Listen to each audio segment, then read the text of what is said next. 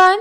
So we are solving NCERT questions of the chapter Biodiversity and Conservation. Question number 4 is, what is the significance of the slope of regression in a species area relationship? तो इस question में हमसे पूछ रहा है कि जो species area relationship होती है उसमें स्लोप ऑफ रिग्रेशन की क्या सिग्निफिकेंस है. So let's check the answer. Answer number 4.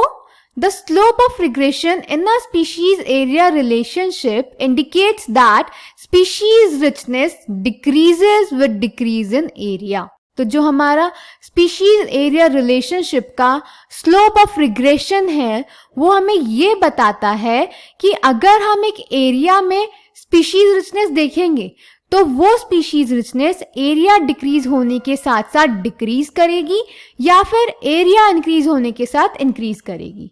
So this is the significance of slope of regression.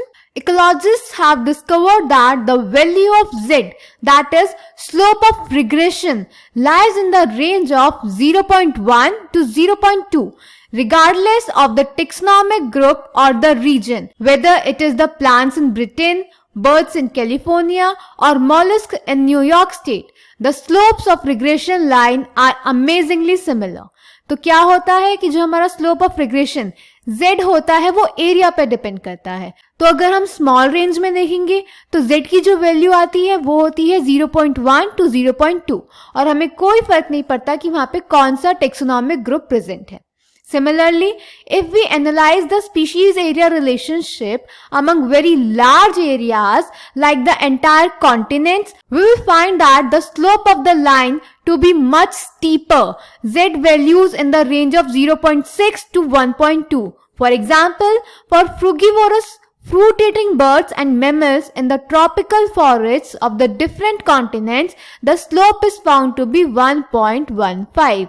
और अगर हम एरिया लार्ज लेंगे तो जो हमारा स्लोप होगा वो स्टीपर हो जाएगा और हमारी Z की वैल्यू लाई करेगी इन बिटवीन 0.6 टू 1.2. जैसे यहाँ पे फ्रूगिवोरस बर्ड्स और मैमल्स के लिए हमारा स्लोप ऑफ रिग्रेशन होता है एक कॉन्टिनेंट में 1.15. So I hope this answer is clear to you. Thank you.